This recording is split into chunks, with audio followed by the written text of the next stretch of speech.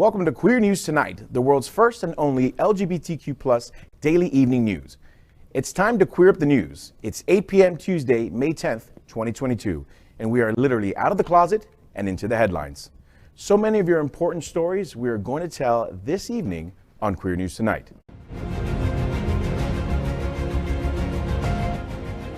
This is the world's first live daily LGBTQ evening news show, literally out of the closet and into the headlines on Queer News Tonight with Al Ferguson. Good evening and thank you for joining Queer News Tonight. This is the world's first and only unedited live LGBTQ+ evening show. Whatever happens here, you will see it. Queer News Tonight is supported by viewers like you. We are part of the partnership between Happening Out Television Network and Hot Spots Magazine. Hot Spots is celebrating 36 years of the LGBTQ+ experience. We bring you the best of LGBTQ+ news, entertainment, and support of our community. I'm your anchor at Queer News Tonight, Jonathan Casanas. Let's welcome anchor Sobourney Barnes, a true South Florida native. Shocking, ain't it? I know you didn't want me to say that, but I did. Born and raised in Broward County to parents who found joy in public service. A graduate of Florida Atlantic University and Florida International University. Sobourney has been an advocate for the LGBTQIA+ youth for almost a decade. Welcome, Sobourney. Thank you. Happy to be here as always. Let's welcome anchor John Hayden. John's been a journalist for 27 years and now works for several South Florida outlets, including South Florida Gay News, covering arts, politics, and philanthropic organizations. He spent the majority of his career covering the stupidity and scandals of Hollywood and has interviewed nearly every big name in TV, news, and movies. Tiffany Haddish once spent 4 hours, 4 minutes, full on flirting with him. I could imagine 4 hours. Sadly, it just was not meant to be, Miss Haddish. I wonder why. You know what? She wishes it could have been 4 hours. And secretly, so do I. And, you know, we have a lot in common, not least of which we love garlic knots. We can get those. Another panelist that we will get to momentarily. But before we do that, let's welcome anchor Dr. Julio Capo Jr. He is a history professor and deputy director of the Wolfsonian Public Humanities Lab at FIU. He specializes in the history of race relations and immigration in the U.S., as well as LGBTQ+ studies. He is an author of the book Welcome to Fairyland, Queer Miami Before 1940, and curated a new exhibition called Messages from a Pandemic, AIDS Graphic Communication. Good evening, Doctor. Hi, thanks for that. And I also love the garlic knots. Let's welcome, speaking of, not garlic knots, I'll take it. Glen Weinzimer. Glen is the founder of Smart Ride, an annual 2-day, 165-mile ride, bicycle ride, from Miami to Key West. The Smart Ride has raised and returned over $13.9 million to AIDS and HIV service organizations across Florida in the last 18 years. What makes Smart Ride unique is that 100% of every single dollar raised by its participants are guaranteed to go back to direct service education and care. Amazing. Glen also owns, and this is where the garlic knots come in, Bona Italian restaurant. I also love the eggplant part. I love eggplant.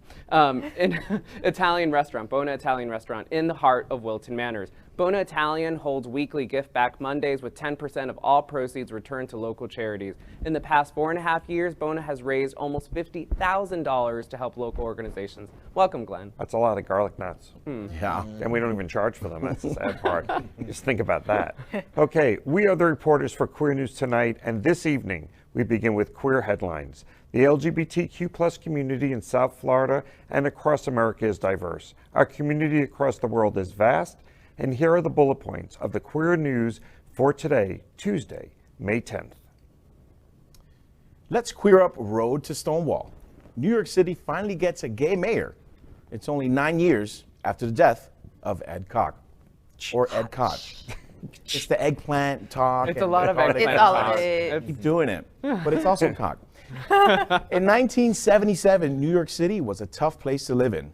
After a citywide blackout sparked riots, crime became a very serious issue.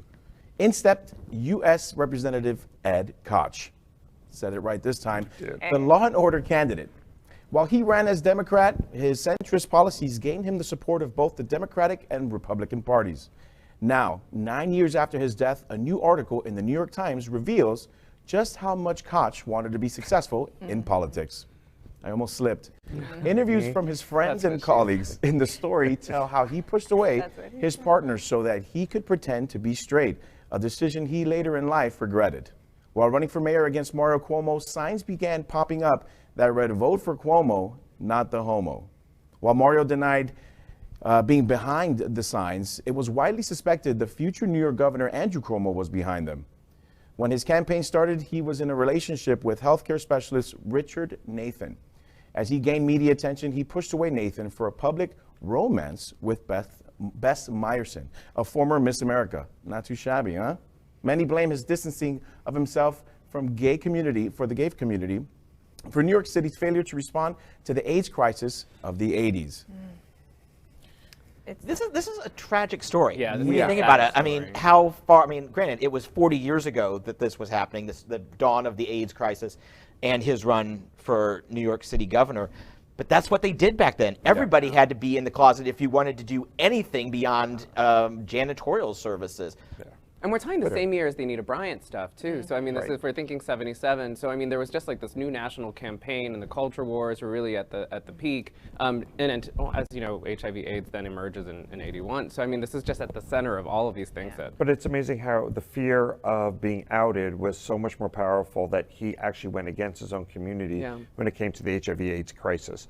Because he should have been at the forefront, but out of that fear, he kind of pushed AIDS away. Is that doesn't affect me. You know, those who shout the loudest and deny the most are the ones that, you know, is that football play we've all fantasized about. I feel like calling him a centrist is a little generous. I mean, truth is he leaned right on so many things, and you're right. Tragic is the right word for this story. You know, I think what worries me about this story is kind of the trickle-down effect. I know a lot of people in our community that we know of that didn't get the opportunities they would have if they weren't in the closet. And I feel like rereading these stories just brings kind of this PTSD of friends of my age that are still in the closet, just gaining these opportunities that they wouldn't have otherwise. Yeah.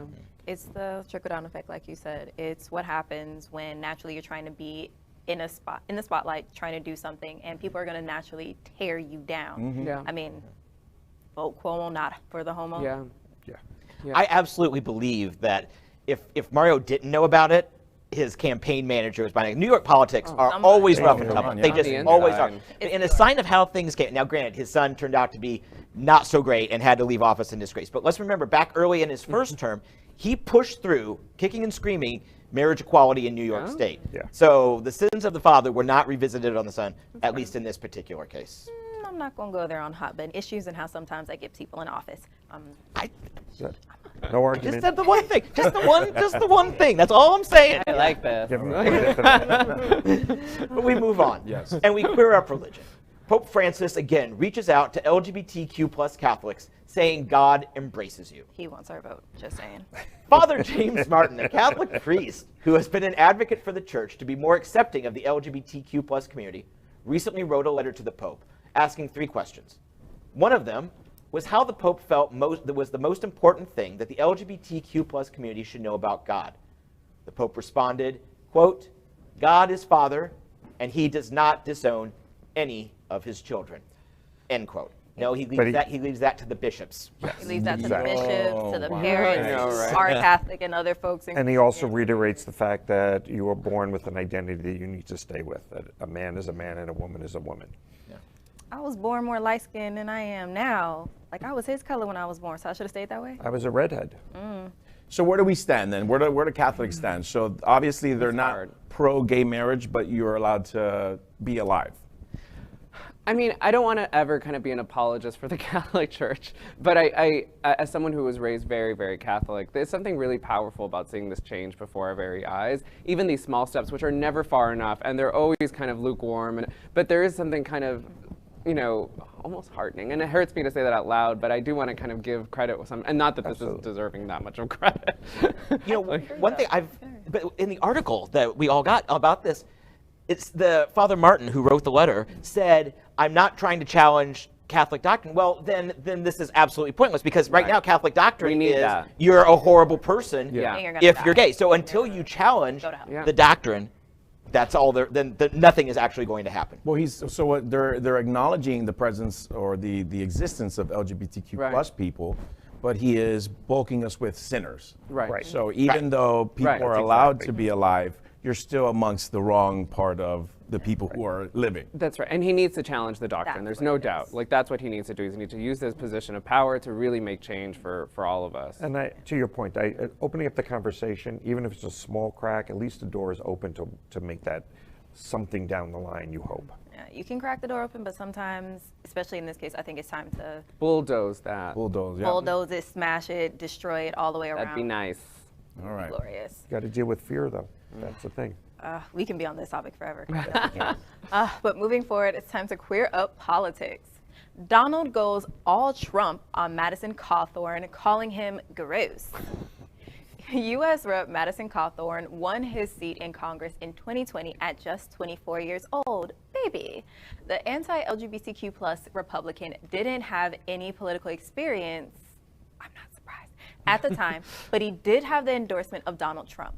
Now, unnamed sources have told Rolling Stone that the Donald thinks young Cawthorn's recent antics are gross. One source states that Trump is weirded out by recent videos of Cawthorn getting his crotch grabbed by his male cousin and his dry humping the head of another man in a hotel room. Another source said, quote, Trump is not at the point of pulling his endorsement, but the former president says he wants to sit back and see what happens. But he's been disappointed with Madison and thinks he has problems handling his public relations.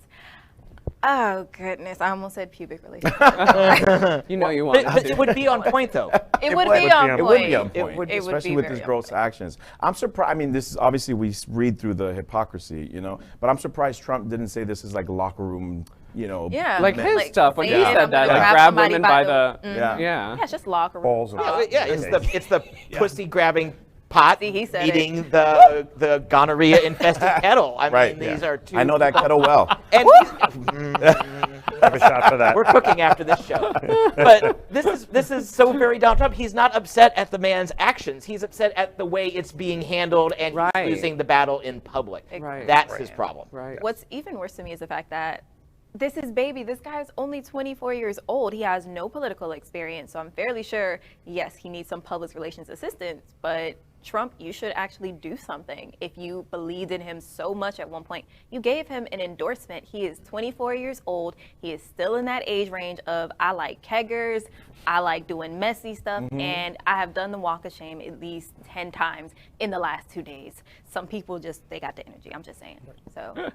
But grabbing your cousin's crotch is very Western North Carolina, so that speaks to his district. So normal. Yeah. It's natural. I mean, as long as it wasn't his female cousin, but then again, I'm like, consent.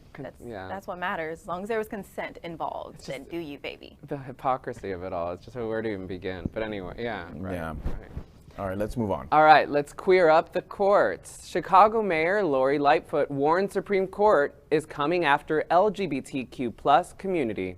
Many in the LGBTQ plus community are worried about the Supreme Court, after the leak of a Roe v. Wade decision, and lesbian mayor of Chicago, Lori Lightfoot, is no exception, of course. Yesterday, Mayor Lightfoot tweeted, quote, "To my friends in the LGBTQ plus community, the Supreme Court is coming for us next. This moment has to be a call to arms. We will not surrender our rights without a fight to victory," end quote. With the leaked opinion from Justice Alito specifically states that Obergefell versus Hedges would not be covered under the decision to overturn Roe v. Wade, it does set the standard of overturning past legal precedent where a specific law does not stand to protect rights.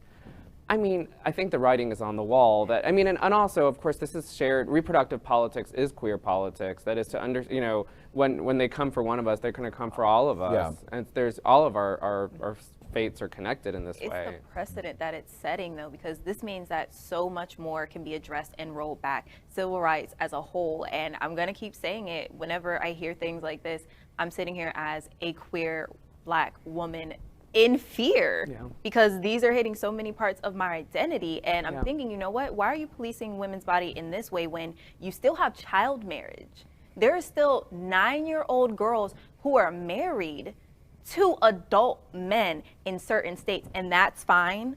That you have no problem with, and we're not actually bringing into the conversation, because at the same time, these young girls are being, I'm not even gonna say asked, they're being forced Yeah. to bring children to Yeah. term. They are being raped and they are becoming mothers before some of them are even in high school. Yeah.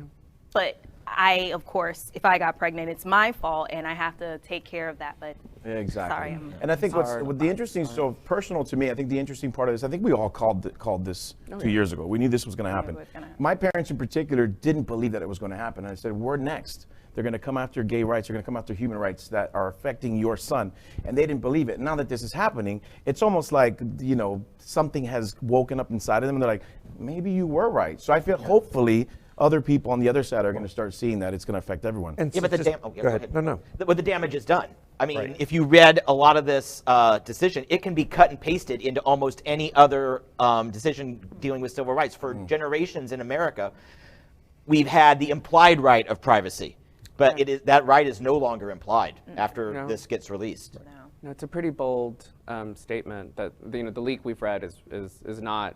It's bold, and it will have an enormous effect for sure. And you're right. We've known this is coming, but now it's here. Yeah. And now And those of us who set up the alarm were called, crazy, overreacting. Yes. To go back to Trump, he'll never do Exactly. that. He appoints these people that they'll honor stare decisis, if that's the correct way to say it. For precedent that's been set for years, and this goes back to all the other rights. If this one's overturned, what happens to segregation? What happens to LGBT? Everything suddenly unravels. And it unravels so quickly, and it took so long to get to this point. To see it turn like on a dime is just scary beyond Super belief. scary. it's ridiculous. And I'm just going to ask really quickly, correct me if I'm wrong. The Republican Party is against large government controlling things. However, when it benefits them, because that has been all of Trump's candidacy, just signing executive orders left, right, and center. And then we see things like this when you do have majority of Republicans in certain things. They go straight into, oh, I'm going to force this issue. So And the American public is culture. for keeping Roe versus Wade, whether you're Yeah. Republican or Democrat. The overwhelming response, I believe the Republicans never thought this would ever come up, so they could stand on that and have people vote with them, knowing it would never change. And it changed, and I think a lot of them are backpedaling, including DeSantis, because they don't want suddenly to go against their voters. So DeSantis is he hasn't actually made a statement about this just yet. That is, we don't entirely know where Florida is going to stand on statement this. in itself. 100%. I mean, I don't want to. I don't know. I don't want Fair.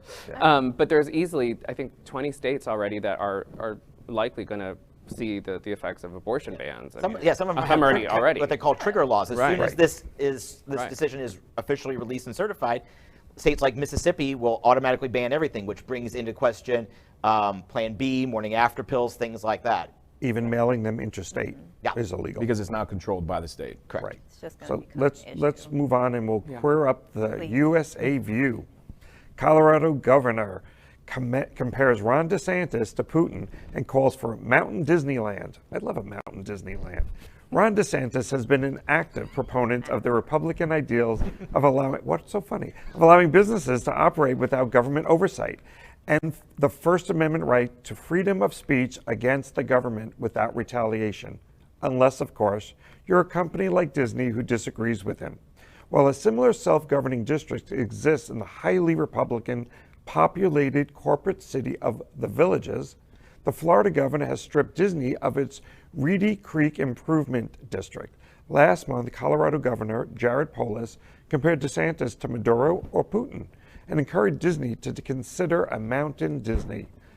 Watch this. A Democratic governor has stepped forward, calling out the DeSantis playbook as authoritarian socialism, while offering Mickey and Minnie full asylum in his state of Colorado. That governor, Jared Polis of Colorado, joins me now. Governor Polis, thank you for being here from my former growing up state.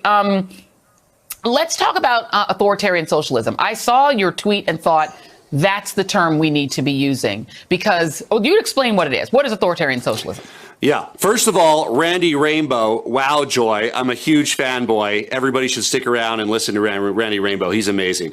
But on this topic, Joy, so what we're talking about here is this is out of the playbook of authoritarianism, of government intervention in private business, saying you don't do what I want. In this case, you're not supporting my anti-gay law. Therefore, I will directly penalize your company, not pass some general law that affects all companies. Literally, we will go after your company if you don't get in line. I mean, that's out of the playbook of Maduro and Venezuela, Chavez. I mean, this is the kind of leadership they have that stifles freedom, stifles economic prosperity, and it's exactly what we're seeing out of Ron DeSantis in Florida. And look, if in Colorado's always happy to have a mountain Disneyland, and Mickey and Minnie are safe here. I'd be Brokeback Mountain Disney. That's where my head was going. And I would do winter sports as opposed to Florida's water sports. See, I was just thinking of you the are terrible cannabis and people. Disney. Well, I think what's happening here, I think in my head is what the Democrats wanted to do to large corporations was, tax the rich, tax the wealthy, tax the bigger corporations, which we weren't able to do. And now he's doing it only because they went after him. Right. And so it's, although he's doing it in a weird way, it's doing it in a way where we didn't want it to be done. He's kind of doing us a favor and kind of letting large corporations know that we will come after you, should you not abide by law, or should you not kind of... Or I want to retaliate against you, because he's not going after that other city that's as large, if not larger than Disney, because they lean Republican and Republican retirees, and he's not touching them. I'm grateful that he's calling him out, right? I mean, and the kind of comparisons to authoritarianism, I think, are really apt. Like, I think that's really, he did retaliate because it was an affront to him and his decision, and like, it's not unclear. I mean, that's exactly what he did. And DeSantis wants to be the next Trump, so it's good that the governor of Colorado was calling out the governor of Florida. Yeah. Exactly. What do you think that says to Republicans? What's the message there? Like, we have the power. That's what it tells me. What upsets me, honestly, with this whole situation is that there's going to be so much that the people are going to have to pay for it in terms of taxes, because what was it? It was 19 billion. Maybe I just went too high, but it's still in the billions of dollars that Disney has to pay back in taxes, but it's going to be put onto the taxpayers of Florida. I'm like, you didn't think this through, honey. Right. Well, they're putting the taxes on them in an election year. That's just what I was going to say. During in a relatively swing district, the greater Orlando area. Yeah, it's Central Florida. Yeah. Central Florida. And he's also changed the entire this whole Supreme Court thing changes the midterms, because up to this point, like, everyone was just worried, will there be turnout? Will people be motivated? Oh, they will be motivated. Right now, the liberal community is going out to vote because they know local politics, governor politics, all of that is going to play effective when Roe v. Wade is overturned. You're going to have to turn to your governor and who's running your state to protect your rights at that point. But we're going to move on from here. All right, Sobourney. Next, we report on our partnership with Sunshine Cathedral, the world's largest queer church here in Fort Lauderdale. We are broadcasting from our permanent set here at Sunshine in supporting that partnership. Happening Out Television Network broadcasts the largest LGBTQ+ religious live broadcast in the world, as more than 30,000 watch every Sunday at 10:30 a.m. Eastern. Watch this.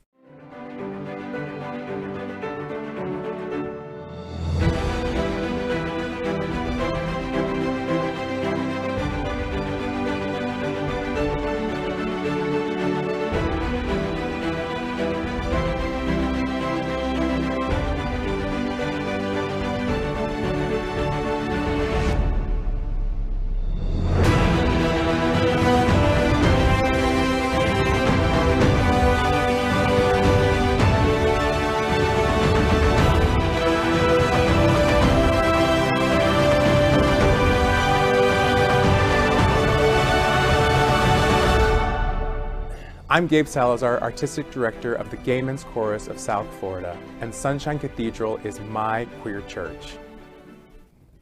We finished tonight's queer news headlines with what we call LGBTQ+ flash news. LGBTQ+ flash news. The wonderful, magnificent, marvelous Tom Hiddleston says Marvel has further to go on LGBTQ+ after Loki revealed as bisexual. Disney and Marvel have been taking steps recently to include LGBTQ+ content in their movies and shows. Most recently, in Doctor Strange and the Multiverse of Madness, one of the main characters, America Chavez, wears a Progress Pride flag pin and has lesbian mothers. The first queer character in the MCU was Loki, played by Tom Hiddleston. In an interview, he said of playing the character in the TV show by the same name, quote, "We all wanted to retain the integrity of the character. I wanted to make sure we didn't lose the bits that people loved while doing something new. I also hope Loki coming out as bisexual was meaningful to people who spotted it. It was also a small step, and there's further to go, but it was definitely important to all of us," end quote. Kate Herron, who played the female version of Loki named Sylvie, tweeted, quote, "From the moment I joined the show, it was very important to me and my goal to acknowledge Loki was bisexual. It is a part of who he is and who I am too. I know this is a small step, but I'm happy, and heart is so full to say that this is now in the MCU canon."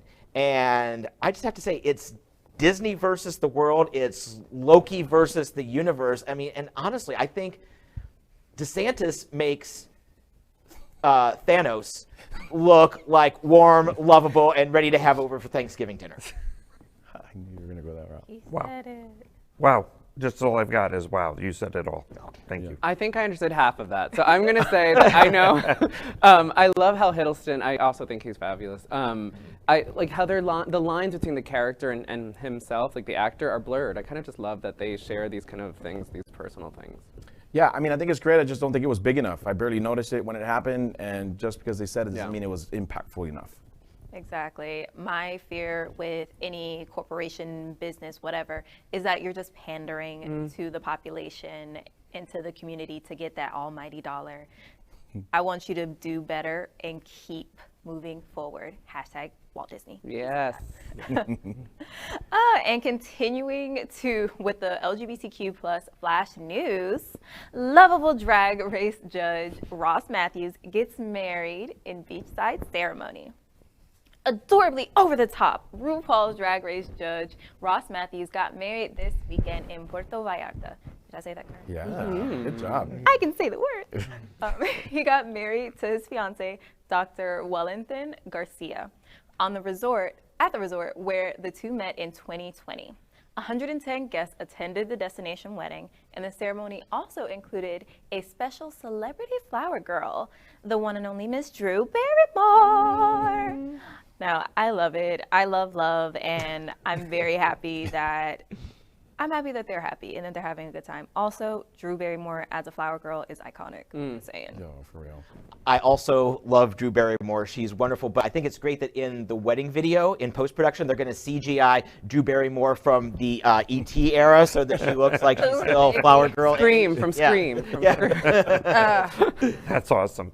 I've watched him grow up, and I remember him being this little pudgy kid on The Late Show, and he's just matured into this, still over the top, but a substance that I didn't think he'd become. So. I agree. I love him, and I read his memoir a few years ago, and I think he's such an inspiration to a lot of people. You don't see a lot of people like him on TV, and that's increasingly been changed, but still, like for when he started, to see his presence has been so incredible, and I know I'm not supposed to jump in, but like Do it. him embracing his queerness when it wasn't as comfortable on TV. Yeah. Lots of credit for Enormous. that. Sorry. Yeah, and that's what I was going to say. I love the transformation he's gone through. He's super fit. He's gone through this transformation professionally as well. RuPaul's Drag Race, he makes fun of himself, and we get to see that and just kind of thrive off of that mentality. So. Love the happy, love the love. However, folks, that is today's news for the LGBTQ plus community. Yeah, we're out of this. Those pictures in Provincetown. So yes, that's it for the news on the world's first and only daily LGBTQ plus evening news show. Is our community important to you? You know that it is. Yeah. Help us by liking and subscribing, because remember, it's unimportant to DeSantis and his friends. Ring the bell for updates. Share the news with your family and friends. You make me laugh, John. But post this broadcast in the many, and sometimes on purpose, post this broadcast in the many groups you are a member of. Tonight's stories about our community deserve the attention of your family and your friends. Queer News Tonight is the only live LGBTQ plus digital television show in the world that is out of the closet and into the headlines. We need your support. If our community is to grow, we must tell our stories and bring them to the attention of the broader world. This is the only place in the world that tells these LGBTQ plus stories in motion and sound. That is the passion of Happening Out Television Network and Queer News Tonight. I'm your anchor, Jonathan Casanas, and on behalf of these LGBTQ plus reporters that I hope I get their names wrong, the anchors of Queer News Tonight, including Sobourney Barnes, John Hayden, Dr. Julio Capo Jr., and Glen Weinzimer. We will see you daily at 8 p.m. Good night. Good night. Good night, everybody.